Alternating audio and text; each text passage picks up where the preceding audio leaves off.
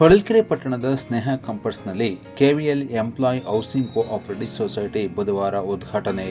ಹೊಳಲ್ಕೆರೆ ತಾಲೂಕಿನಾದ್ಯಂತ ಇರುವ ವೀರಶೈವ ಲಿಂಗಾಯತ ನೌಕರರಿಂದ ಸದಸ್ಯತ್ವ ನೋಂದಣಿ ಅಭಿಯಾನ ಕಾರ್ಯಕ್ರಮ ಆಯೋಜನೆ.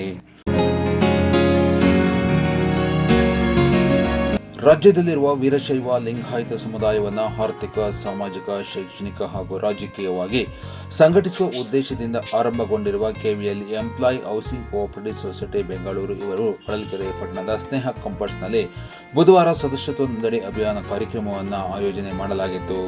ಹಾಗಾಗಿ ಹೊಳಲ್ಕೆರೆ ತಾಲೂಕಿನಲ್ಲಿರುವ ಸರ್ಕಾರಿ ನೌಕರರು ಸೇರಿದಂತೆ ವಿವಿಧ ಇಲಾಖೆಯ ನೌಕರರು KVL employing housing cooperative society ಸದಸ್ಯತ್ವ ನೋಂದಣಿ ಅಭಿಯಾನದಲ್ಲಿ ಪಾಲ್ಗೊಂಡಿದ್ದರು.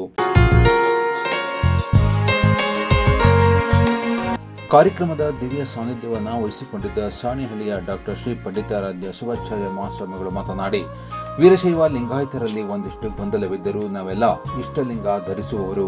ಹಾಗಾಗಿ ಸಮುದಾಯದಲ್ಲಿರುವ ದುರ್ಬಲರನ್ನ ಮೇಲೆತ್ತುವ ಕೆಲಸವನ್ನು ಕೆವಿಎಲ್ ಎಂಪ್ಲಾಯ್ ಸೊಸೈಟಿ ಕರ್ತವ್ಯ ಆಗಬೇಕು ಎಂದು ಸಲಹೆ ನೀಡಿದರು.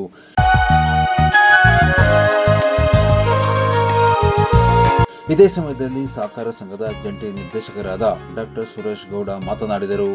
ಕಂದಾಯ ಸಚಿವರ ಆಪ್ತ ಕಾರ್ಯದರ್ಶಿಯಾದ ಡಾಕ್ಟರ್ ರವಿ ತಿರ್ಲಾಪರ್, ಶಾಲಾ ಶಿಕ್ಷಣ ಇಲಾಖೆಯ ಜಂಟಿ ಕಾರ್ಯದರ್ಶಿಯಾದ ಶಕುಂತಲಾ ಚೌಗಲ, ವಾಣಿಜ್ಯ ತೆರಿಗೆ ಇಲಾಖೆ ಹಾಗೂ ಯೋಜನಾ ಸಚಿವರ ಆಪ್ತ ಕಾರ್ಯದರ್ಶಿಗಳಾದ ಸೋಮಶೇಖರ್, ಗ್ಯಾರಂಟಿ ಅನುಷ್ಠಾನ ಪ್ರಾಧಿಕಾರದ ಆಪ್ತ ಕಾರ್ಯದರ್ಶಿಗಳಾದ ಗಂಗಪ್ಪ ಎಸ್ ಒಂಬಾಳ, ಸಹಕಾರ ಅಭಿವೃದ್ಧಿ ಅಧಿಕಾರಿಗಳಾದ ಸೋಮಶೇಖರ್, ಕರ್ನಾಟಕ ರಾಜ್ಯ ಎನ್ಪಿಎಸ್ ನೌಕರರ ಸಂಘದ ಅಧ್ಯಕ್ಷರಾದ ನಾಗನಗೌಡ ಹಬಲೂರ್, ಸಹಾಯಕ ಕೃಷಿ ನಿರ್ದೇಶಕರಾದ ಶ್ರೀಧರ ಮೂರ್ತಿ, ಹೊಳಲ್ಕೆರೆ ತಾಲೂಕು ಸರ್ಕಾರಿ ನೌಕರರ ಸಂಘದ ಅಧ್ಯಕ್ಷರಾದ ಲೋಕೇಶ್, ಶಿಕ್ಷಕರಾದ ನಿಜಲಿಂಗಪ್ಪ ಸೇರಿದಂತೆ ಹಲವಾರು ಮುಖಂಡರು ಕಾರ್ಯಕ್ರಮದಲ್ಲಿ ಪಾಲ್ಗೊಂಡಿದ್ದರು.